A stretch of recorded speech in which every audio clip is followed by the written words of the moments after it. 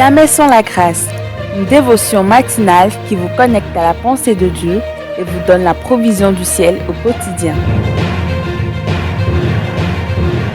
Bonjour chers amis, chers internautes, nouvelle journée, nouvelle provision. Bienvenue dans cette troisième dévotion de cette semaine. Précieux Jésus, tu déclares dans ta parole que jusqu'à présent le Père est à l'œuvre et toi aussi tu agis. Alors ce matin, nous saisissons l'occasion pour te remercier pour ton œuvre et celle du Père dans nos vies, dans ce monde, dans nos cœurs aussi par la puissance du Saint-Esprit. Amen.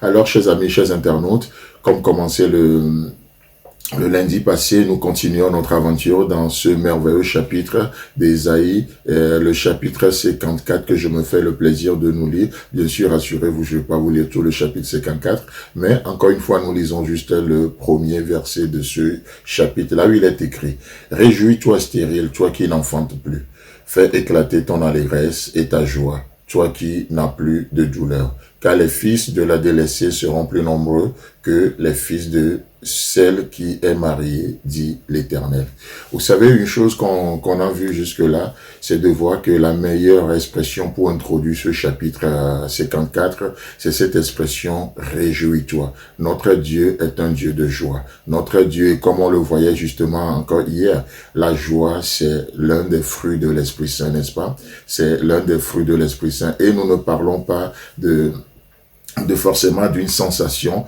mais cette forme de satisfaction, de paix, de tranquillité que nous pouvons avoir dans notre cœur, même au milieu de l'adversité, au milieu des épreuves, cette paix que nous pouvons et que nous sommes d'ailleurs appelés à expérimenter, même dans le feu, même dans l'abandon, même dans le mépris, comme Jésus-Christ lui-même, il en a expérimenté au chapitre 53, n'est-ce pas? Et donc, du coup, parce que Christ l'a fait, alors nous pouvons l'expérimenter encore aujourd'hui. Et d'ailleurs, c'est pourquoi lorsque vous lisez, vous parcourez, si vous avez le temps, n'hésitez pas à le faire, de parcourir tout le chapitre 54. Là, ce chapitre 54 nous présente le Messie comme étant le Rédempteur et le Réparateur. Le Rédempteur, c'est-à-dire le sauveur de nos âmes, celui de qui nous vient le salut, celui de qui nous viennent les choses, le rachat, vous voyez, mais aussi c'est le réparateur, celui qui vient, lorsqu'il vient dans nos vies, qu'est-ce qui se passe? Il répare les murailles brisées, il répare les émotions corrompues, il répare la déception, il transforme les choses dans nos vies, il transforme notre vie en un chantier et il agit en tant que maître chantier, en tant que chef chantier, il sait quoi réparer, quoi rénover, quoi conserver, quoi changer complètement. Et vous savez, nous sommes et nos vies sont encore en chantier. Et elle le sera jusqu'à ce que Christ ne revienne. Parce que chaque jour, il agit dans nos vies également. Voyez-vous? Donc, le chapitre 54 nous parle ainsi. Il présente Jésus-Christ comme étant le réparateur, le Messie, le Rédempteur et le réparateur. Mais ce qui est assez extraordinaire aussi, c'est de voir que quand Christ travaille, l'œuvre de Christ dans nos vies, ce n'est pas du n'importe quoi.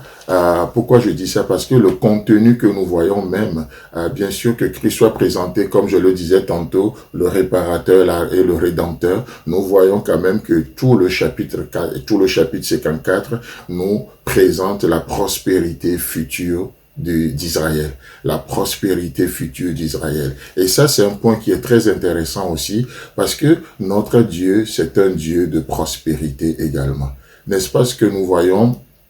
Jean va dire à Gaius, dans l'évangile selon Jean, bien sûr, 3 Jean, le chapitre 1, bien sûr, il n'y a qu'un seul chapitre, mais au verset 2, quel était le souhait? Alors qu'on est encore au début de cette année, on se souhaite des vœux. Et quel était le souhait de Jean? Et dans le verset 2, il est écrit, « Bien-aimé, je souhaite que tu prospères à tous égards. » J'insiste là-dessus, à tous égards. Et que tu sois en bonne santé comme prospère l'état de ton âme. Vous savez, nous sommes dans un monde, dans le monde religieux, leur prospérité, ce n'est que spirituel. Oh, ils ont tout est positionnel pour eux. C'est que spirituel. D'un autre côté, nous avons ce que nous appelons les charismatiques ou d'un autre nom, j'en sais rien, mais pour eux, toute leur bénédiction, ce n'est que matériel. Et donc, dans le monde chrétien, nous avons les spirituels et les matériels ou les matérialistes. Mais vous savez quoi? Les deux sont des balances déséquilibrées. Et comme il est dit dans le livre des Proverbes, notre Dieu déteste les balances déséquilibrées. Et Jean dit à Gaius que tu prospères à tous égards, spirituellement, matériellement, moralement, et tu prospères à tous égards, physiquement, que tu prospères à tous égards. Vous savez, notre Dieu est un Dieu de prospérité. Et d'ailleurs, c'est pour ça que dans le verset 2, il va demander, ou Ésaïe va demander à Israël d'élargir l'espace de sa tente pour accueillir les bienfaits de l'œuvre de Dieu. Chers amis, chers internautes, que Dieu vous bénisse. Si Christ a d'avenir, on se retrouve demain. Si vous avez aimé cette émission, parlez-en à vos amis. Parlez-leur du message de la grâce et de ce qu'il fait dans vos vies. Pour un sujet de prière, une question ou pour devenir partenaire, contactez-nous au 00229 94 75 80 20. Que Dieu vous bénisse et à la prochaine. En attendant, pensez avec Dieu.